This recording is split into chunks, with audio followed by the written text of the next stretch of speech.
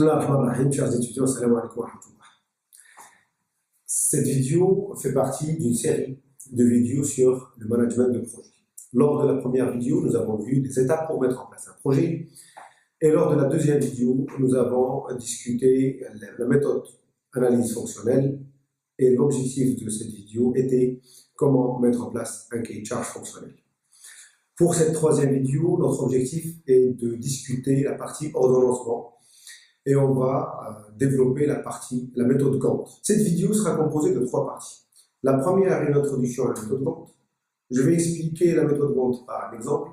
Et la troisième partie, on va traiter les résultats. C'est-à-dire, on va définir le chemin critique, les tâches critiques et les marges pour chaque tâche critique ou non critique. Et à la fin, je vous donnerai un exemple à faire pour voir si vous avez bien compris la démarche. Henri Laurence Gantt est un ingénieur en mécanique et consultant en management. Il est connu, il est célèbre pour avoir mis au point la démarche Gantt qui permet de visualiser dans le temps les différentes tâches d'un projet. L'objectif de cette démarche est de définir la durée d'un projet, de définir les différentes tâches critiques, les tâches non critiques et surtout les marges qu'on peut avoir par rapport à toutes les tâches, critiques et non critiques. Pour vous expliquer comment on met en place cette démarche, je vous propose l'exemple suivant. Donc nous avons un tableau avec des tâches, c'est la colonne A, B, C jusqu'à L. Nous avons les durées pour chaque tâche, donc la durée de la tâche A est 5 jours, la tâche B est 4 jours, C 2 jours, etc. Et nous avons la colonne préalable, c'est-à-dire les prédécesseurs. Donc, pour B, la tâche préalable, c'est A. C'est-à-dire, pour réaliser la tâche B, il faut que la tâche A soit terminée. C'est-à-dire aussi que la tâche B ne peut débuter qu'à condition que la tâche A soit terminée. Si on prend l'exemple de la tâche J, donc la durée de la tâche J est de 4 jours, et la tâche J ne peut commencer qu'à condition que la tâche I et la tâche G, I et G, les deux, doivent être terminées. Pareil pour la tâche K, c'est-à-dire que pour commencer la tâche K, il faut que la tâche J et F soient terminées. Donc regardez, je vais vous expliquer comment à partir de ce tableau qu'on vient de voir, comment on peut mettre en place le diagramme Gantt. À partir de ce tableau, quelle est la durée du projet? Le temps, c'est de l'argent. Définir la durée, c'est équivalent à définir le budget du projet. Donc pour cela, on va se baser sur le diagramme Gantt. Donc comment on fait? On commence par la tâche qui n'a pas de prédécesseur. Donc par rapport au tableau en face de vous, la tâche qui n'a pas de prédécesseur est la tâche A. Donc on va commencer par la tâche A. Une fois la tâche A est terminée, là on peut démarrer la tâche B. Donc à partir de là, comment on va faire? On va utiliser la feuille suivante. Donc nous avons les tâches et nous avons la durée. Donc on va commencer par la tâche A. À partir du T0, on va commencer par la tâche A qui n'a pas de préalable, qui n'a pas de prédécesseur. Donc la tâche A a une durée de 5 jours.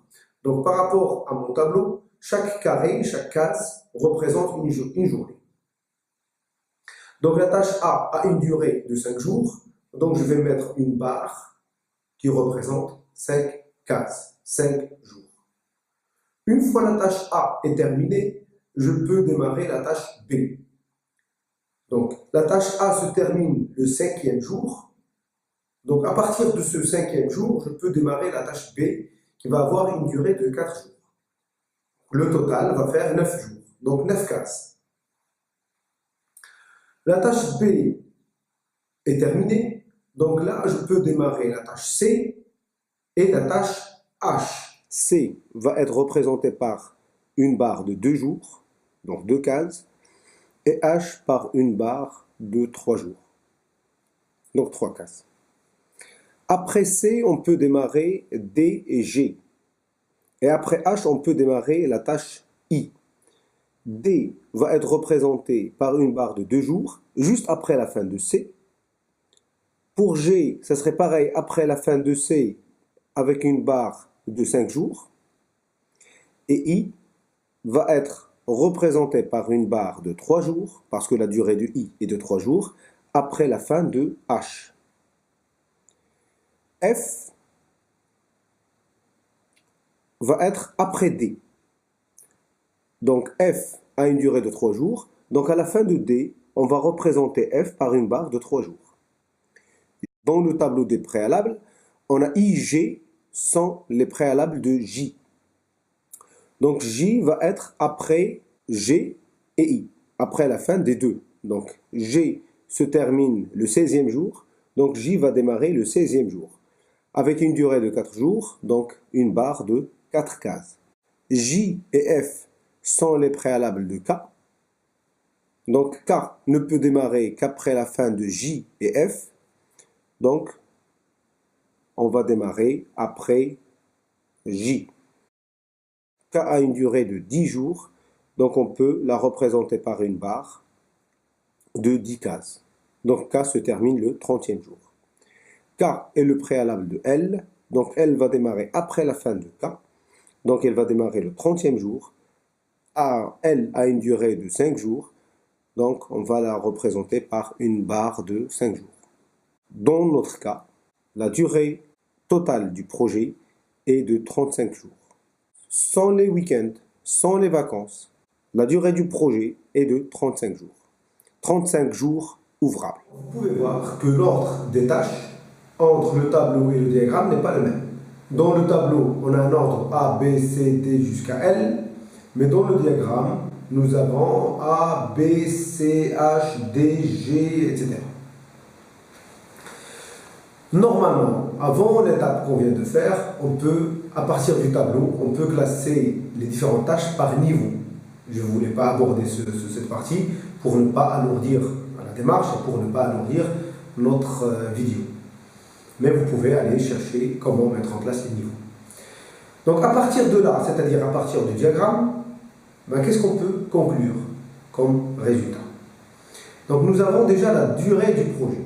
Pour notre cas, c'est un projet d'une durée de 35 jours. La deuxième chose, quelles sont les tâches critiques? Donc la troisième partie, on va voir comment, à partir du diagramme qu'on vient de voir, comment on peut définir les tâches critiques et les marges pour chacune des tâches.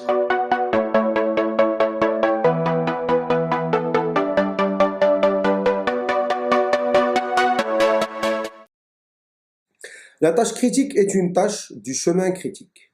Toute modification sur la durée d'une de ces tâches critiques impacte d'autant plus la durée totale du projet. C'est-à-dire, tout retard sur une tâche critique va être ressenti sur la durée totale du projet. La dernière tâche est forcément une tâche critique. Pour notre exemple, la tâche L est une tâche critique. La question, c'est comment définir les autres tâches critiques. Si on regarde le tableau, la tâche K est le préalable de la tâche L, c'est-à-dire un retard sur la tâche K va influencer sur la durée du projet, c'est-à-dire que la tâche K est aussi une tâche critique. Les préalables de K sont J et F. On voit bien que K commence directement après J et non pas après F. Donc la tâche J est une tâche critique. Et ainsi de suite, on peut définir les tâches critiques de tout le projet représenté en rouge dans notre schéma. Ces tâches critiques représentent le chemin critique. L'étape suivante sera la définition des marges. Les marges, c'est un indicateur de la souplesse du projet, la souplesse de la planification qu'on peut avoir.